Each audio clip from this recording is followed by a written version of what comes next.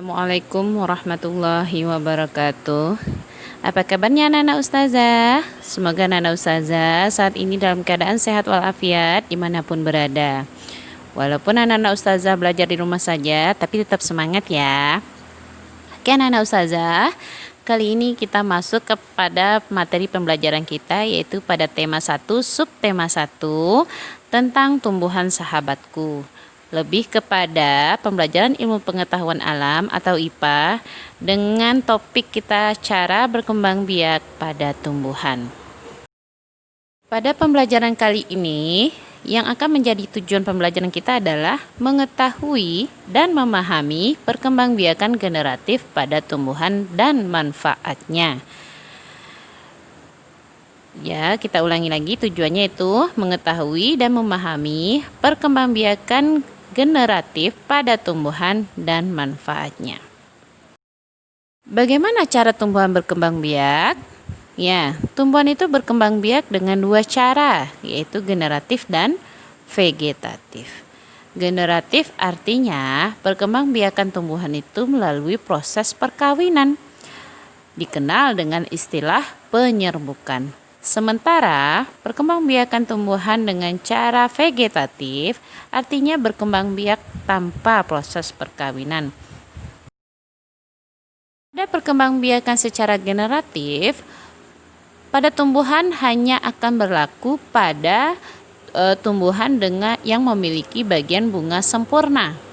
Ya, di mana bagian-bagian bunga sempurna ini sangat berpengaruh pada proses perkembangbiakan nantinya. Kita ingat lagi tadi perkembangbiakan ini dikenal dengan istilah penyerbukan. Apa saja bagian-bagian bunga sempurna tersebut?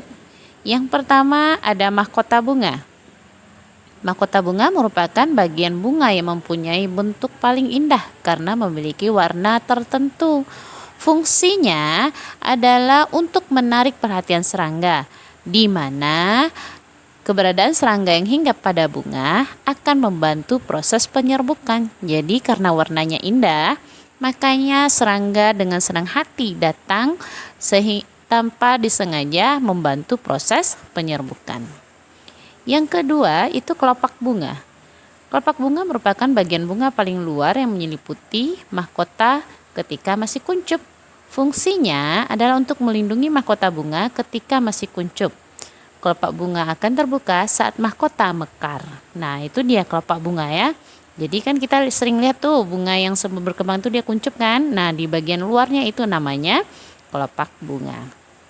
Yang ketiga itu dasar bunga. Dasar bunga itu berfungsi sebagai tempat melekatnya mahkota bunga. Nah, itu dasarnya. Jadi tempat melekatnya mahkota bunga. Selanjutnya ada namanya tangkai bunga. Tangkai bunga ini berfungsi sebagai penyangga. Nah, penyangga atau penopang bunga dan menghubungkannya dengan bagian tumbuhan lainnya. Kita naik ke atas sedikit, itu ada bakal biji namanya. Nama lain dari bakal biji itu ovalum. Bakal biji ini berada pada bagian putik bunga, tepatnya bagian carpel. Bakal biji ini diketahui memiliki dua inti, yakni ovum atau sel telur dan juga calon lembaga. Adapun fungsi dari bakal biji ini adalah untuk melindungi sekaligus sebagai tempat sel telur bersemayam. Kita lihat lagi bagian atas, ke atas dari bakal biji ini ada namanya tangkai putik. Fungsinya adalah sebagai penyangga dari kepala putik agar kepala putik dapat memiliki posisi yang tepat untuk menangkap serbuk sari pada saat proses penyerbukan, dan juga sebagai jalur masuknya inti generatif serta inti vegetatif ke ruang bakal biji setelah proses penyerbukan untuk kemudian melakukan pembuahan. Itu tangkai putik ya nak ya. Lalu ada kepala putik. Nah, kepala putik itu sebagai tempat jatuhnya serbuk sari pada saat proses penyerbukan. Jadi serbuk sari ini nanti kan bisa dia terbang dibantu oleh serangga kan namanya, dibantu oleh angin, dibantu oleh air. Nah, dia akan hinggap di kepala putik sehingga di sanalah terjadinya proses penyerbukan. Sementara benang sari merupakan alat kelamin jantan yang terdiri atas tangkai sari, kepala sari, dan serbuk sari. Nah, itu yang biasanya yang sering terbang atau dibawa oleh serangga. Kepala sari yaitu di atasnya lagi ada kepala sari. Fungsinya adalah sebagai alat kelamin jantan pada bunga dan bertugas memberikan serbuk sari ke kepala putik. Jadi, serbuk sari itu berada di kepala sari. Itu dia ya. Kalau benang sari tadi apa? Nah, terdiri atas tangkai sari, kepala sari, dan serbuk sari. Itu benang sari. Jadi secara keseluruhan namanya benang sari, dan kepala sari adalah tempat terletaknya serbuk sari. Oke, itu bagian-bagian bunga ya. Bagian bunga ini berfungsi untuk ya mengetahui proses terjadinya penyerbukan. Jadi pada tumbuhan proses perkembangbiakan generatif dikenal dengan istilah penyerbukan. Dari tadi Ustazah berbicara tentang penyerbukan. Apa sih penyerbukan itu? Nah, di sini kita lihat penyerbukan adalah proses ya, proses menempelnya atau jatuhnya serbuk sari ke kepala putik. Nah, itu penyerbukan. Jadi penyerbukan itu adalah kepala sari itu jatuh atau menempel di kepala putik. Bagaimana prosesnya? Nah, ini di gambar ini dapat kita lihat bagaimana serbuk sari itu jatuh ke kepala putik sehingga terjadilah yang namanya pembuahan. Nah, proses yang terjadi adalah setelah jatuhnya serbuk sari ke kepala putik yang dikenal dengan istilah penyerbukan, maka pada serbuk sari itu akan tumbuh bulu-bulu serbuk sari yang menuju ke ruang bakal biji. Kemudian serbuk sari akan masuk ke ruang bakal biji melalui bulu serbuk sari. Di dalam bakal biji terjadi pembuahan, yaitu peleburan antara serbuk sari yaitu sel kelamin jantan atau spermatozoid dengan kepala putik atau sel kelamin betina dikenal dengan istilah sel telur. Hasil pembuahannya itu dikenal dengan istilah zigot. Nah, zigot inilah yang berkembang menjadi lembaga, lembaga berkembang menjadi bakal biji berkembang lagi menjadi bakal buah, kemudian dari bakal buah berkembanglah menjadi daging buah. Lembaga yang berada di dalam biji merupakan calon tumbuhan baru.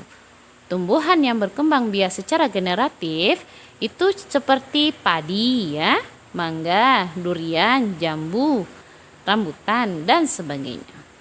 Oke, jadi begitu ya nak ya, bagaimana proses penyerbukan itu terjadi. Nah, kita ingatkan bagaimana kalau seandainya rambutan tumbuh, itu dia akan terbelah. Nah, itu dari mana kita tanam itu? Bijinya ya.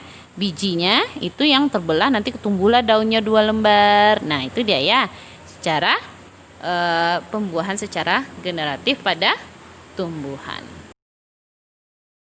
Mengetahui proses penyerbukan, kita akan mengenal manfaat dari perkembangbiakan generatif. Nah, apa sih manfaatnya? Nah, perkembangbiakan generatif ini memiliki manfaat yaitu mempunyai sistem akar yang lebih kuat. Nah, karena dia langsung mencekram ke tanah, lalu menghasilkan variasi-variasi baru. Itu biasanya terjadi ketika serbuk sari dibawa oleh angin atau hewan ke tanaman jenis yang sama namun variasi yang berbeda. Nah, itu dia akan memiliki variasi-variasi yang baru. Seperti kita lihat kan ada warna mawar itu warna-warni. Ada tumbuhan itu buahnya ternyata berbeda dengan aslinya. Itu berarti penyerbukannya sudah bervariasi, sudah bercampur. Itu biasanya dibantu oleh angin atau tumbuhan, atau boleh jadi air juga ikut membantu proses penyerbukan, contohnya pada kelapa. Lalu pada perkembangbiakan generatif juga terkadang menghasilkan buah tanpa biji. Nah, jadi dagingnya tebal ya nak ya. Selanjutnya, pada tumbuhan yang mengalami perkembangbiakan generatif itu memiliki kemampuan adaptasi yang tinggi. Jadi dia akan bertahan apapun situasi dan kondisinya. Nah, itu dia ya. Oke, anak-anak Ustazah, mungkin sampai di situ dulu materi yang bisa Ustazah sampaikan. Untuk lebih memantapkannya, Ustazah akan memberikan antum 5 buah soal dan dikerjakan di buku latihannya, lalu diserahkan kepada ustadz ustazahnya ya nak ya. Hal yang pertama, ya, apa yang dimaksud dengan perkembangbiakan generatif? Ya, tadi sudah ustazah jelaskan ya, apa yang dimaksud dengan perkembangbiakan generatif. Yang kedua, apa yang dimaksud dengan penyerbukan?